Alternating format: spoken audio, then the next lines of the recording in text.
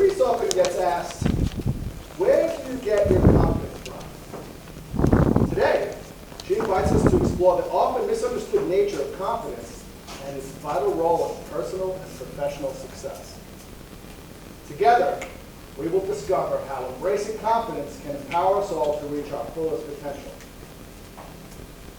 With her speech titled, What's Wrong with Being Confident? Let's welcome Toastmaster Therese Mbaye. Yes. Thank you, Mr. Toastmaster. Good morning, everyone. Good morning. I'm shaking. What's happening?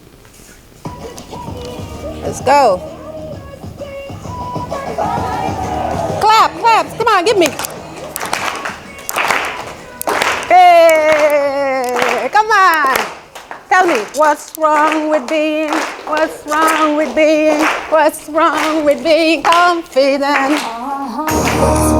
Can you hear it? Tell me, what's wrong with being confident?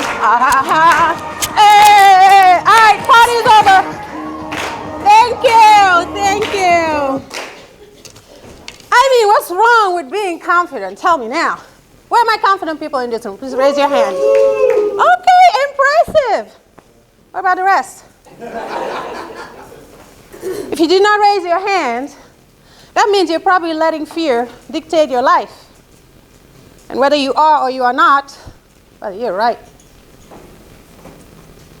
Confidence is the ability to overcome anything we put our heads into, our mind, and survive and thrive, but mostly it's action. And today, I wanted to talk about confidence because I get asked this question all the time, and sometimes I have no idea how to answer.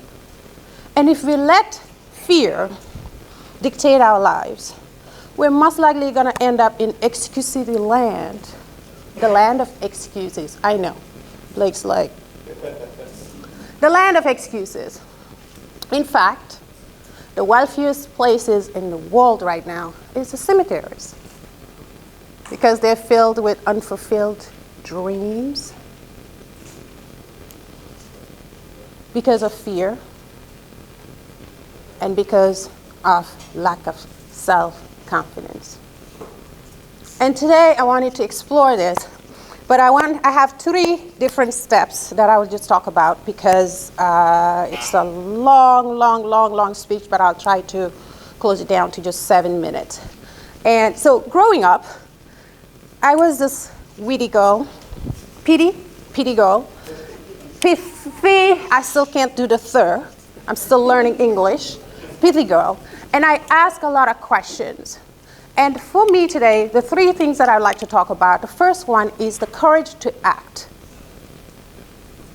In order to cultivate confidence, you have to have the courage to act.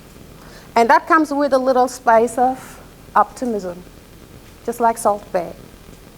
Growing up, I hated math, just like you.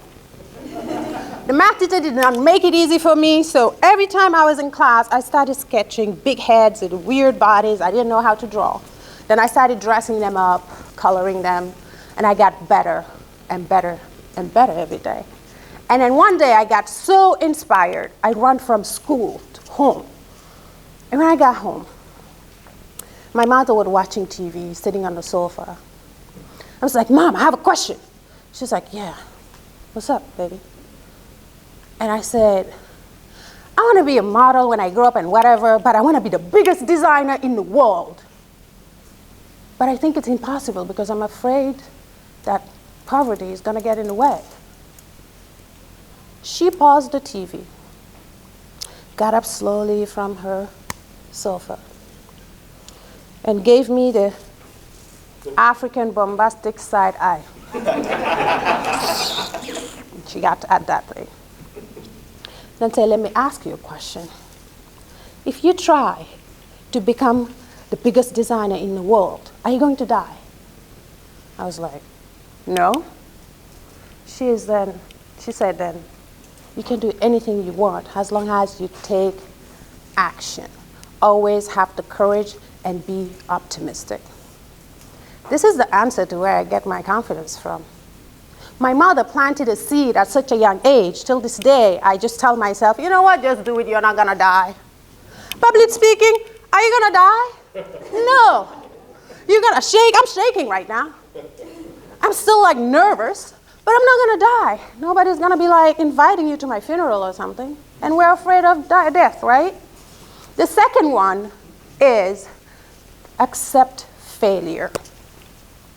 Not only accept, you have to figure out a way to dance with it. During that same year, I managed, during math class, to sketch around 100 different pieces with dresses, skirts, you name it, different designs. And my mother helped me package it, and we shipped it to the most famous, the most successful designer nationally and internationally in my country, hoping to get into this one designing school.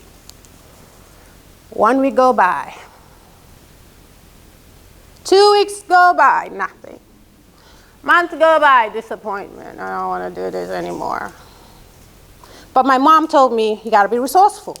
So she started teaching me how to hand sew. So I started stitching stuff out of nowhere. But in the late 2000s, and early and late 2000s, if you remember, anything that was clothes-wise that was trendy in the US was actually trendy in Africa. And there was crop tops and all these jeans and baggy jeans and you name it, all these styles, Destiny's Child's area, you know. And I went to my mom and like, I want all these trendy clothes. Can you buy them for me?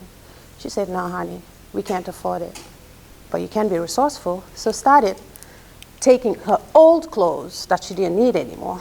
I'll fit them on my body. And I'll make amazing outfits to blend in like anybody else. And nobody could tell the difference. And I'll go to school like that. And it leads me to my third point, growth mindset. We need to be able to cultivate growth mindset and learn to improve. Although it's been around 25 years, I never stopped sketching. I travel, in fact, with hundreds of different designs from my country all the way from high school to here, and I still draw, and I still sometimes make some weird stuff, like this outfit right here. Ready? This skirt I made last night, well, I can't take this off, right? This skirt I made last night because I was bored. I was like, what am I going to do? And it's made out of potato sack, y'all. Potato sack. Who wears potato sack? Nobody. So no matter what, don't give up on your dreams. And remember, confidence is taking action. Action leads to experiences. Experiences leads to competence. And competence leads to confidence. Thank you.